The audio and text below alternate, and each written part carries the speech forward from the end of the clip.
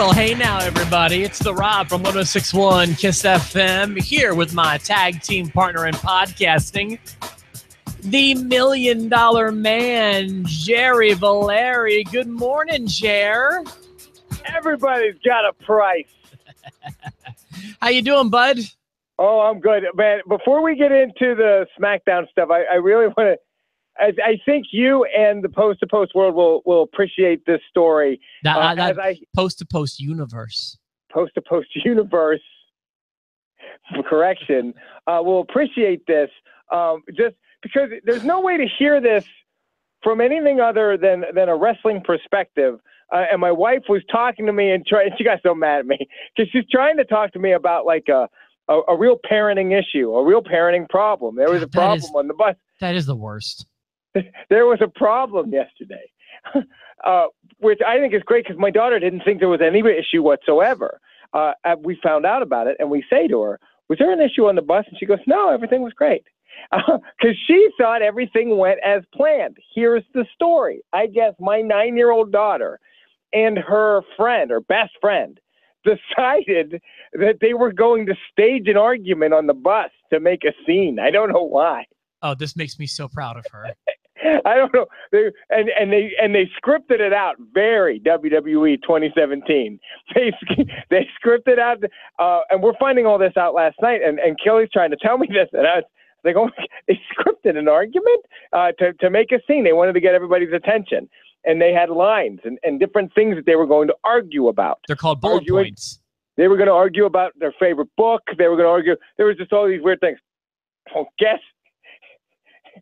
The reason we're finding out about this from parent and parent and a hurt little girl is because somebody decided to start shooting. Did your daughter say the only reason I'm here part-time is because you're not doing the job full-time? Might as well. She might as well have been like, you suck on the mic. And I guess as soon as Kelly says, and I guess Allie went off script, and I was like, oh, she went into business for herself. Started shooting, and I guess she was like, she just started being like, well, and you're fat, and then she starts getting like super mean, but she thinks she's playing. She's doing a character. She's getting the crowd going. She's being a heel. Get neat. I guess her best friend has had issues with incontinence, and she was like, and then you pooped your pants and dropped it in front of the whole bus. And Kelly told me this, and I started to laugh. She's like, it's not funny. I was like, she was shooting. It's a worked shoot. She's trying to work the boys. Shoot. Oh, Allison's gonna have so much heat on the bus today. the other. You were eating chicken over referee Jimmy Corderis's bag. I ban you from the bus. Get your crap and get out of here. Ask your best friend if she's been having any sunny days. I could tell she was upset because she lost her smile. Kelly was so mad at me. She was like, why does everything have to be about wrestling? I was like, this is directly related to wrestling. You pooped your pants like you're Sid taking on The Undertaker at WrestleMania 13. You're like Bad News Brown's Brown Bad News. You're crapping your pants like you're Andre the Giant taking on Bad News Brown at an untelevised event. Oh, this is amazing. Is there any sort of was the other girl's parents upset? Is that what it was? Or the school found out? Or what was this? No, her best friend, her parents are like our best friends. We're all friends. So we just received a message like, hey, I guess the girls had a plan, but then, Allie went off the script and it really hurt the other girl's feelings. And Allie didn't know. She just thought we did a great job. What was their ultimate goal? I don't know. It's so stupid. Yeah, I guess when you're kids, you do stuff. Yeah, when we were kids, I had a friend. You've met Jerry before. Oh, I love Jerry. And then we had another friend. Oh, wait, no, Brett's who I'm thinking about. I met Jerry once. I don't love Jerry. Oh, well, okay. Well, and I like Jerry. Well, we were in Florida on a class trip. We're in Orlando studios, and we have another friend. We called him Bell, and they decided to actually stage an argument that as if they were strangers, and they bumped into each other, and then started to fight, and that went also poorly. That people wound up getting into trouble, not legal trouble, I don't think, but they got a nice talking to from our choir teacher. Well, because if somebody accidentally throws a potato, somebody starts working a little snug. It was a mess. So anyway, that story, boy, I'm crying. I've got tears in my eyes, and that tickled me, Jer. All I keep thinking is, isn't professional wrestling the best? It really is. That's just such a wonderful story. They just wanted to do it for the fun of it. That's just awesome. Okay. So, and then, oh man, and the work shoot, like, it is so wrestling. That was great, Jared. Thank you. By the way, add my 9-year-old daughter to the list of people who can work a mic better than Roman Reigns. She just made the list. Made the list. This Festival of Friendship came to a sour end, it sounds like. It went as well as Chris Jericho's and Kevin Owens. Yes. We'll get to Kevin Owens today, boy. That was a big ending. That was what I gave the title of the episode to, because I think that was probably the most noteworthy part of SmackDown. The face-to-face between Kevin Owens and Shane McMahon. Would you agree with that? Absolutely. I loved all of it, except I have one big problem with it. Okay, I had a little problem, but what was your problem? Mine was very minor. Your minor problem is probably my big problem. I don't think it is. Doesn't falls count anywhere and negate the point of having a cage? That's my big problem. I forgot about that, Jared. I wanted to bring that up at the start of the show, and you're absolutely right. The stipulation in the cell is so dumb. Hell in a cell unless you get out of the cell, and then it's hell in the concession stand, Jared, outside. I'm so glad you brought this up, because I thought the exact same thing. That part, they really screwed that up. You know, it's already falls count anywhere because it's hell in a cell. It's a back alley brawl. And don't in a cell. Don't tell us you're going to leave the cell. Let us be surprised when it happens. And it's a Chicago street fight in a cell. Yeah, you know, I mean, it's like, man, it really is dumb. It just really is, with no rope break. And you know what? It's gonna be no DQ. No count out in a cell. And one last thing. No holds barred. Christmas. That last one for the people who watch something to wrestle with. Man, and even Kevin Owens says, like, I'm going to throw you off the top of the cell. Thanks for telling me the spot. That's exactly the impression I got. My little thing, I don't even want to bring up now because it pales in comparison to the big thing. My thing was, and I guess I can even justify it in my head, it just felt weird to me.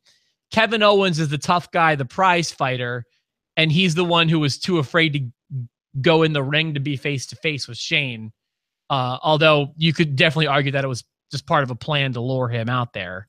That's what I saw. I saw it as a way to sucker dumb Shane. Because Shane comes off, and I know in reality, Shane McMahon is an intelligent businessman. He knows what he's doing. I respect him in a lot of ways. But he plays a dumb meathead. Just like, I'm going to do whatever I want to do. I'm just mad now. I'm going to do it. He plays a dumb meathead, and so he's easy to trick. I hope that whatever they do on Sunday doesn't result in... I don't mind when Shane does his big stuff. What I hate is when it looks really forced. That's the only way I'm going to have a problem with the big spot. I'm letting everyone know now, because when it happened on certain Raws, or when it happened, when it was, I think, WrestleMania against Undertaker, I forget which ones I liked and which ones I didn't like, but there's some that I don't like because they just look forced. And I hate that. If it can naturally happen and it looks fluid and organic, that it doesn't look forced, I will be fine with whatever Shane does. What about Rikishi falling into a truck full of cedar chips? Well, no. That to me was not good. That was bad. Because there was no reason for a frigging truck with wood chips on it to come ringside. That just made no sense at all. So that's what we're hoping doesn't happen here. But it can be done. I just hope that it doesn't look forced. But like the whole time they're in the cell, I'll just be waiting for them to go out of the cell now. I'm not going to be invested in anything that happens in the cell because I know they'll be going outside of it, on top of it, and all that stuff. So yeah, that's my major problem too. Although I don't want to sound like I didn't like the segment, it just left me with some worried things for Sunday. Right, and I'm wondering, is that going to be the main event? Because it certainly is the A feud on SmackDown Live. Sorry, Jinder Mahal. Yeah, you're absolutely right about that. There's no, I had to think yes. I'm going to go with the yes. Although do you agree with that? Do you think it will be?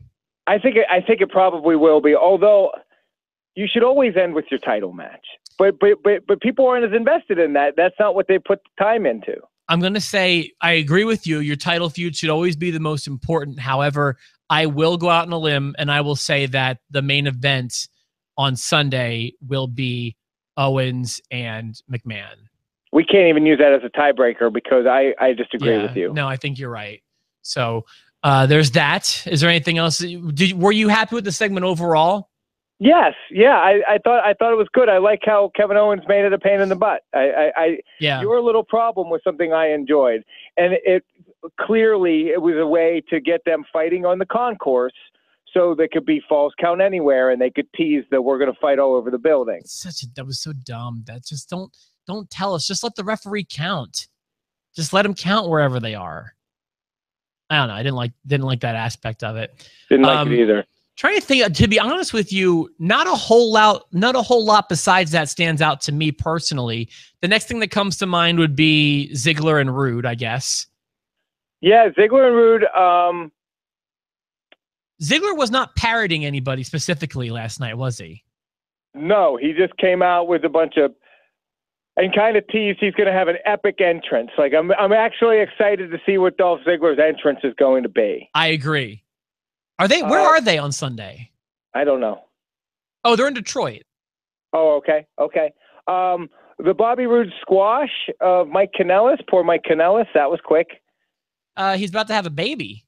And I imagine that is bad timing for him because his wife is the eye candy and kind of the big part of the group. So I hope that he can recover from this. But I don't think this weekend is the last cat to be hanged in this feud. I think that Dolph Ziggler and Bobby Roode are gonna keep it up a little bit. I think Dolph's really getting where he needs to go with this. I just hope that I hope that he sticks with it, and I hope that WWE sticks with it because I feel like he is. I don't want to say he's got one foot out the door, but he's not above going somewhere else with a big. If he's promised a title in New Japan or Ring of Honor or something, it wouldn't shock me if Dolph would go. I don't want him to. He would be a superstar in the Indies for sure. Yeah, and he strikes me as the kind of guy who would embrace that, and I don't want him to. I know people don't like it when I say this, but I'd rather be an enhancement talent in WWE than an indie champion personally. It's funny. I'm interested in that match a lot. I'm more interested in the tag title match than I am the world title match. I don't have a whole lot of interest in the world title. I also don't have a ton of interest in the tag title, but I would say, yeah, I'm more excited for the tag match than the world title match. The world title match is not in a cell, correct? The world title is just a regular match. And then the tag title is in a cell, right? Yes. Okay. And I think they're going to put on a hell of a show in there. Thank God. I'm just realizing now because last year's Hell in a Cell had 3 Hell in a Cells, which was way too many. And and I think they realized that. Thank God they're not putting the women in a cell this year. That was obnoxious last year. And they made that the main event, didn't they? Yeah, and it didn't feel. It just felt not that it was women. It's just it wasn't the right feud to close the night out. It was just for the sake of saying we did it, and it was so annoying. History's going to be made, right? That's what they said. Oh yeah, yeah. And I don't mind if the women are the main event of a show. That just wasn't the right show. If the women most exciting. Oh, go ahead. If the women have the most compelling angle of a show, perfect. Let's do it. It just hasn't happened yet. No, and they're definitely not going to put Charlotte and Natalya in a cell. That's. I'm going to say I hope they don't. Is it just me, or is this show like it's focused? It's well written, but it feels ice cold. Like I didn't feel anything from this show. I just feel. Which are you talking about, SmackDown or Hell in a Cell? SmackDown Live. Yeah, it just feels like we kind of got everything done that we needed to get done in the last 6 weeks. So we're just going to kind of do a more of the same. I would say personally, now that we're talking about it, Raw was beatable this week, but Raw won the week personally. See, I think Raw was not beatable, and I thought Raw was great, and there was no way SmackDown, the way that it's been the past couple of weeks, was going to beat it. This was their go-home show, but they could have gone home last week. They almost had too much space in between SummerSlam and their pay-per-view. 7 is a lot, but then again, I'm not going to indict them on this because this is something I've been whining about forever. I like the slow builds, but they really only slow builds. Actually, you know what? Let's talk about this. Let's talk about it match by match, because here's the ones that I can go off the top of my head. Okay. You got McMahon and Owens, and I'm just going to say that's been booked very well. Yeah, super well, and it's been booked since before SummerSlam. Yeah, so that's been good. Nice slow build, the way I like it. And honestly, Ziggler and Rude has had a decent slow build. I think people care about it. It had a slow build getting to Rude, and then it's escalated quickly. But I think it's been slow. It's good. Nakamura and Mahal. I'm going to go with a no on this one. Yeah, I agree. I don't feel anything. They have yet to give me a Jinder Mahal feud that I care about, and I wonder if it's Jinder Mahal's fault. I don't think that it can be. It's possible. Yeah, I don't know. The whole Shinsuke Nakamura thing, I'm not sold on him yet. I think I'm gonna make people crazy by saying that. Listen, you and me both, man. And I don't dislike Nakamura. I just haven't seen what everyone's telling me is there yet. I just haven't seen it. I do like his entrance. Keep moving through the matches. You've got the Hell in the Cell with Usos and New Day. They've been fighting for 7 months, it seems. Yeah, I got to be honest with you. I'm probably less interested than people think I am on this one. This is going to be the last one for them for a while, so that's the good news. Okay. Who's the champs right now? Is it? What about AJ Styles and Baron Corbin? Oh, the New Day's champ right now. Okay. Yeah, I don't know. I want it to be good. It has the potential to be good. I just, boy, once they reach a certain point with these feuds and not enough happens, that I just feel like I'm there. I'm cold on the feud. Are you? So if I'm cold, where are you? I'm ready for the feud to be over, but I'm always hot on the stipulation. And I'm nervous that neither one of these teams has anywhere to go after this. Yeah. So there's that. You said AJ and Corbin, Baron right? Corbin. Yeah, it looks like they didn't make it a triple threat like you were thinking. No, but there's still time. Ty Dillinger, I'll be amazed if Ty Dillinger doesn't find his way into this match or into this show scene at some point. Yeah. Oh, okay. I gotta be honest with you, Jer. I love AJ. I think Corbin's okay, and I'm not too into this one, to be honest. Not at all. Not at all. Cold. This is why this show's ice cold. Here's one. I know we're both really excited about this. Randy Orton versus Rusev and Aiden English in his corner. Maybe we should call this a snowball's chance in Hell in a Cell. It's staggering how not over Randy Orton is right now. You know, I heard that Randy Orton was on the Pod of Awesomeness with Edge and Christian, and he was really saying that the problem right now is that he wants to be heel. and he's supposed to be a heel, and they want him to be a babyface. And I do wish they turned him heel, but I got to be honest with you there. Even then, I'm not positive I'm going to care. It's just something happened where I'm tired of him. And I just watched a Blu-ray set of his, and I did care about him at some point, and he has a history of really incredible matches and some good feuds. Not a whole bunch, but some good angles and stories and stuff. But it's just over now. It's just over for me now. And the only other thing I think we're missing is I do like how they've worked Carmella and the briefcase. They've made her a part of just about everything with the women's title. Did you see they've got Ellsworth on a leash now? Yeah. I have to. I want to forward this by saying I'm not making fun of anybody, and I definitely don't want to come across insensitive. But I did snicker last night because he's funny looking. So funny. But when they kind of panned to him during the opening tribute. Okay. I saw the same thing. Sad Ellsworth is funny looking. Somber Ellsworth was the word I was going to use. Yeah. And again, I certainly don't want to. It just makes me. He makes me. It's just the same way the shirt that you got me makes me laugh. It's just, we're not making fun of anything. We're not making light of anything. We're right. just saying somber Ellsworth is worth a look. And then not 5 minutes later, you see him now in the back with a dog leash on a chain, and Carmella's talking to him like a dog. He did not have the leash out there though. No, not in the beginning. He didn't. No. But I do think this has potential to be amazing to me. It's not there yet, but it has potential. So I guess we're gonna have to call these matches at some point tomorrow. We will make our predictions tomorrow. I could predict them all right now. I haven't even thought about them yet. Oh God, where the last pay-per-view was so hard for me, this one I'm just like boop boop boop boop boop boop and boop. Boy, you know what? I can't even begin to tell you. I haven't even put a single ounce of thought into who I think is going to win yet. I'll do that tonight.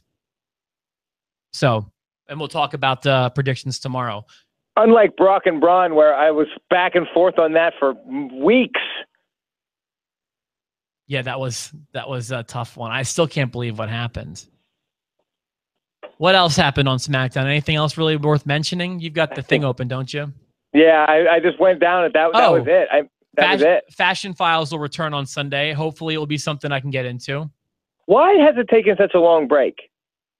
I'm not complaining because I was getting tired of it. I hate to say that, but it's true. I love the gimmick. I don't want it to go away, but I just felt like it needed a little rest. Needed a rest. Okay. I didn't like the Twin Peaks version at all. Yeah, that was bad timing, and or maybe they just need to, I don't know, maybe stop parodying stuff, or I'm not sure what it is that's missing with me now, because I know I love it. In my heart of hearts, I love it, but it's just the last few have just missed with me, I guess. Oh, you know what else it needs? It needs to result in matches. Yeah, I'd like matches to happen. Yeah, because it's not going anywhere if it's just a skit. So, all right. Well, listen, we can close this one up. I do love the length of SmackDown. I don't feel exhausted from SmackDown like I do from Raw. No, I would have a hard time going to a 3-hour SmackDown. Yeah. Oh, I didn't watch 205 Live or even think about it. Did you? I thought about it, but I needed to go to bed, so I did not see it. But I'll watch it today. I will watch it if you tell me I should watch it. Okay, I'm going to watch it either way because I'm going to go home and just mess around, and so I'll watch it and then I'll let you know. Cool. It'll probably be like last time, where I'll say watch the beginning and then watch the end. And I will do what you tell me to do. It's gonna be. They're building for an Enzo and Kalisto feud, and I'm sorry, but I'm not into it. Also, and I'll admit this: the post show, you guys were talking about like possibilities for the cruiserweight to come out and be the surprise at the end of Raw, and I didn't know anyone you mentioned. I don't know what Ricochet is. Ricochet is he's an indie guy.